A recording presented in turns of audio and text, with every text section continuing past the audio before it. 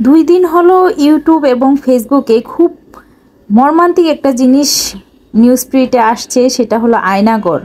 আয়নাঘর সেই আসলে কি মর্মান্তিক একটা, অনেকেই হয়তো দেখেছেন। আমি দেখি আয়নাঘর মানে কি, এটার কাহিনী কি, সেই কাহিনী বিভৎস এক কাহিনী শুনে আমি তো একদম অনেক মন খারাপ লাগছে। আসলে খাওয়া দাওয়া খেতে ইচ্ছে করছে না যে মানুষ এত নির্মম হতে পারে, এত নিষ্ঠুর হতে পারে। আপনাদের ভাইয়ার সাথে আমি বলছি যে যারা এই আয়নাঘরে মানুষগুলো এইভাবে বন্দি করে রেখেছে, এত কষ্ট দিয়েছে, এত অত্যাচার করেছে, ওরা কি করে পারছে যে স্বাভাবিক জীবনযাপন করতে, বা বাসায় এসে সংসার বাচ্চা খাওয়া দাওয়া কিভাবে করতে পারে? একটা মানুষকে এরকম বন্দি করে রেখে, নির্দোষ নিরপরাধী মানুষকে বন্দি করে রেখে কিভাবে ওরা স্বাভাবিকভাবে জীবনযাপন করে? আপনাদের ভাইয়া আমাকে বোঝায়, তোমার আপনজন যেভাবে তোমাকে পিছন থেকে ছুঁড়ে মেরে স্বাভাবিকভাবে আছে, তারাও ঠিক এরকমভাবে আছে। তোমার আপনজনরা যেমন তোমাকে পিছ থেকে ছুরি মেরে কোনো কষ্ট পায়, ওরা তো স্বাভাবিক আছে, ভালো আছে, ওদের কোনো তোমার নিয়ে কোনো টেনশন হয়। আর এটা তো হলো রাজনৈতিক ব্যাপার, এটা তো করা ওদের জন্য কোনো ব্যাপারই না। রাজনৈতিক প্রতিহিংসা, অর্থ, টাকা পয়সা লোভে মানুষ সব করতে পারে। আপনজনরাই আপনজনদেরকে পিছন থেকে ছুরি আঘাত করতে পারে, নির্মমভাবে অত্যাচার করতে পারে, কষ্ট দিতে পারে।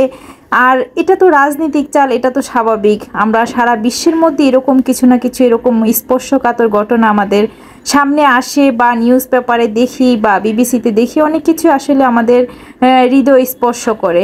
যাই হোক, দেশের সার্বিক পরিস্থিতি অনেক খারাপ থাকলেও বাচ্চাদের আসলে খাওয়া দাওয়ার চাহিদা ডিমান্ড থাকি, গড়ে যেহেতু আছে, স্কুল কলেজ ছুটি, ওরা চায় একটু মজা মজা রান্না করে এসে খাবারটা খাবে স্পেশাল। যদিও আমার খাবার দাবার বা রান্না বান্না করতে সেরকম ভালো লাগে না, তো আমার মেয়েদের কিংবা আপনাদের ভাইয়ার খুবই বিরিয়ানি খুব পছন্দ, কারণ আমার হাতে বিরিয়ানিটা অনেকেই পছন্দ করেন, অনেক মজা হয়। তো যাই হোক, অনেক ভাইয়ারা আমাকে বলে আমার রান্নার রেসিপি দেখে নাকি তারা রান্না করে। তো আমি আসলে গল্প করতে করতে, কথা বলতে বলতে বিরিয়ানির রেসিপিটা শেয়ার করেছি। যাদের ভালো লাগে অবশ্যই আমার ভিডিওটা লাইক, কমেন্ট এবং শেয়ার দিবেন।